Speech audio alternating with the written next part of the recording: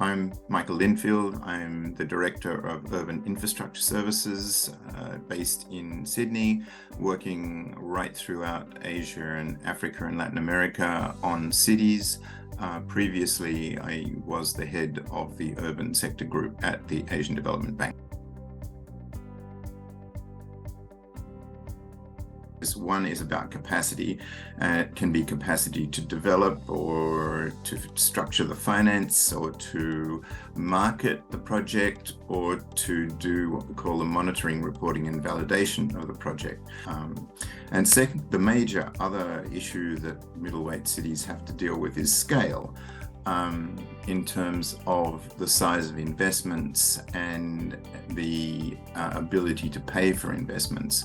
So the sorts of loans that a lot of middleweight cities might want to take out are actually very small for many financial institutions. And so the question is, what can be done about aggregating those kind of smaller investments into a larger one, whether it be within the city itself, where a set of investments can be aggregated, or across cities.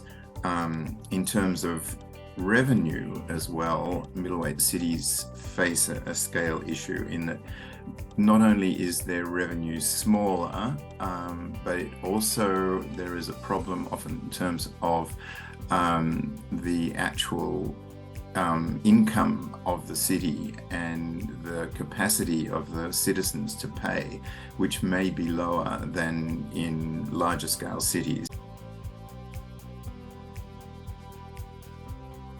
There are a range of development agencies ranging from AFD, the French Development Agency, through the British, the Foreign Commonwealth Office, in Asia, Australian DFAT, the Department of Foreign Affairs and Trade, are very active funds. Within the country, the universities and some of the national government departments often have capacity to assist local governments if they are asked to do so. In relationship to the finance, the national development banks, of course, are an important role, but where the private sector investors, particularly local private sector investors, are involved, local commercial banks can play a role as well.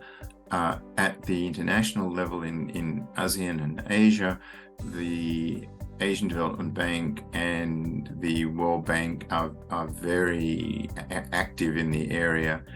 The Islamic Development Bank is active in Malaysia and Indonesia mainly. So that it depends on what kind of country and also the level of GDP per capita as to the kind of rates they get. And finally, there are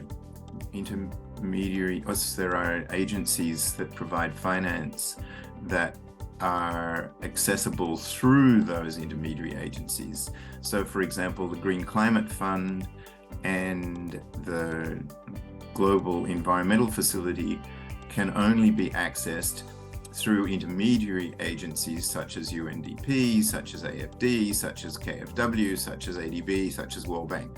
It is very unusual for cities to be able to get access to those kind of funds directly. They have to go through their national focal points, and even those national focal points find it difficult to access funds without the support of larger scale institutions.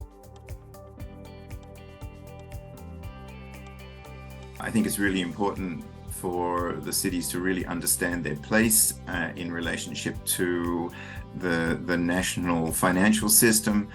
When it comes, their circumstances will vary according to the size of the city and the wealth of the city. Smaller, poorer cities need to focus on collective action because that's the only way they're going to be able to get the viability gap financing and other financing that is available through the national and provincial/state governments. It's the leaders of larger and wealthier cities need to think about the national capital markets. What are the opportunities that are available in the national capital markets where they can tap in private sector finance and to expand the range of financing available to themselves.